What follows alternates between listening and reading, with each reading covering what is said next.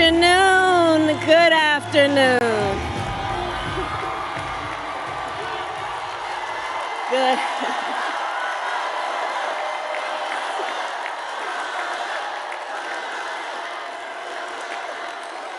Good afternoon, everyone. Good afternoon.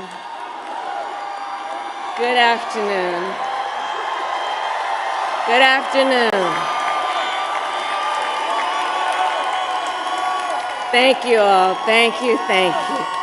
Thank you, thank you. So let me say, and I love you back. And I love you back. So let me say, my heart is full today. My heart is full today, full of gratitude for the trust you have placed in me, full of love for our country, and full of resolve. The outcome of this election is not what we wanted, not what we fought for, not what we voted for, but hear me when I say, the light of America's promise will always burn bright. As long as we never give up, and as long as we keep fighting.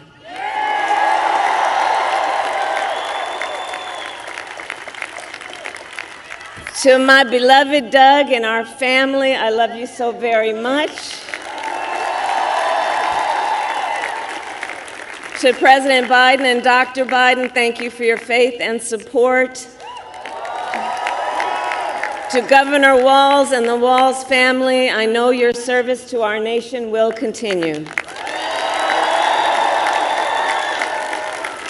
And to my extraordinary team, to the volunteers who gave so much of themselves, to the poll workers and the local election officials, I thank you all. Look, I am so proud of the race we ran, and the way we ran it, Over the 107 days of this campaign, we have been intentional about building community and building coalitions, bringing people together from every walk of life and background, united by love of country with enthusiasm and joy in our fight for America's future. And we did it with the knowledge that we all have so much more in common than what separates us. Now, I know folks are feeling and experiencing a range of emotions right now. I get it. But we must accept the results of this election.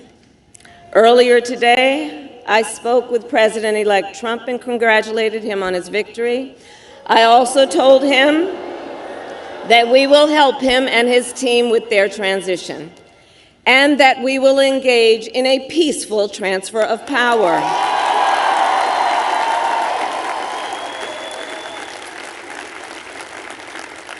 A fundamental principle of American democracy is that when we lose an election, we accept the results. That principle, as much as any other, distinguishes democracy from monarchy or tyranny. And anyone who seeks the public trust must honor it.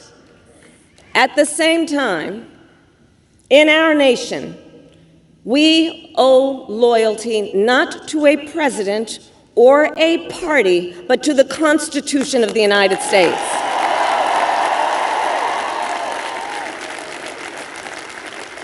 And loyalty to our conscience and to our God. My allegiance to all three is why I am here to say, while I concede this election, I do not concede the fight that fueled this campaign.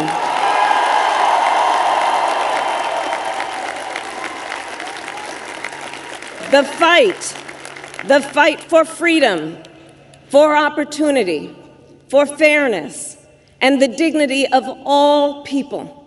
A fight for the ideals at the heart of our nation, the ideals that reflect America at our best. That is a fight I will never give up.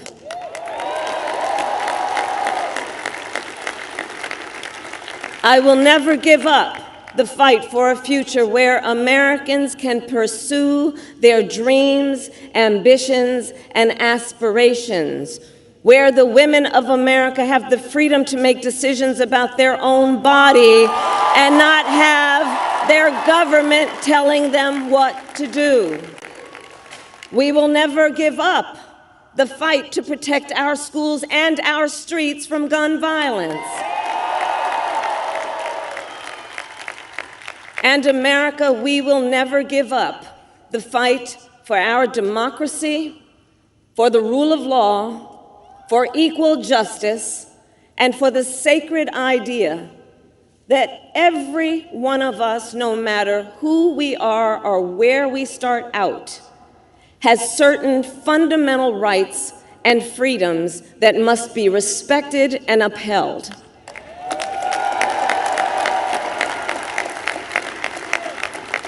And we will continue to wage this fight in the voting booth, in the courts, and in the public square.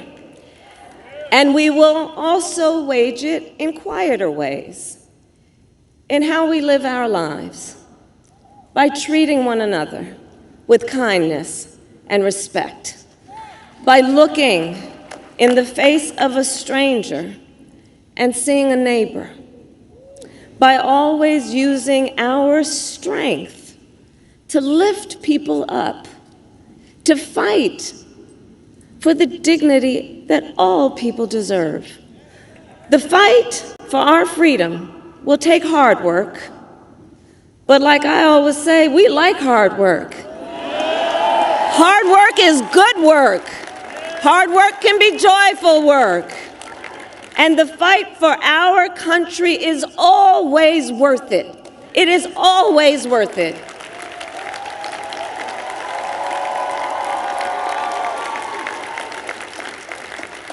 To the young people who are watching, it is,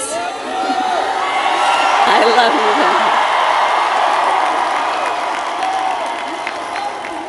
you. To the young people who are watching, it is okay to feel sad and disappointed, but please know it's going to be okay. On the campaign, I would often say, when we fight, we win. But here's the thing. Sometimes the fight takes a while. That doesn't mean we won't win. That doesn't mean we won't win. The important thing is don't ever give up.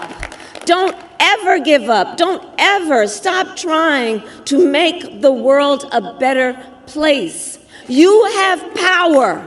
You have power. And don't you ever listen when anyone tells you something is impossible because it has never been done before.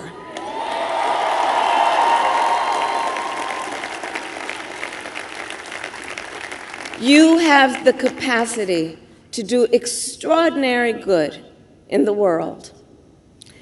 And so to everyone who is watching, do not despair. This is not a time to throw up our hands. This is a time to roll up our sleeves. This is a time to organize, to mobilize, and to stay engaged for the sake of freedom and justice and the future that we all know we can build together. Look, many of you know I started out as a prosecutor, and throughout my career, I saw people at some of the worst times in their lives. People who had suffered great harm and great pain, and yet found within themselves the strength and the courage and the resolve to take the stand, to take a stand, to fight for justice, to fight for themselves, to fight for others. So let their courage be our inspiration. Let their determination be our charge. And I'll close with this. There's an adage an historian once called a law of history, true of every society across the ages.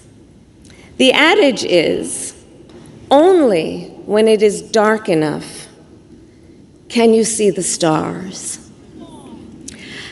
I know many people feel like we are entering a dark time, but for the benefit of us all, I hope that is not the case.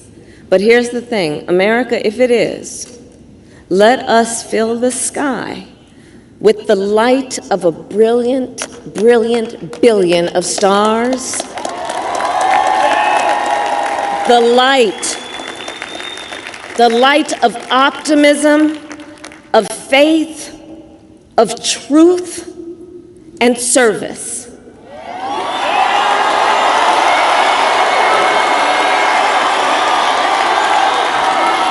HU. And may that work guide us, even in the face of setbacks, toward the extraordinary promise of the United States of America. I thank you all. May God bless you, and may God bless the United States of America. I thank you all.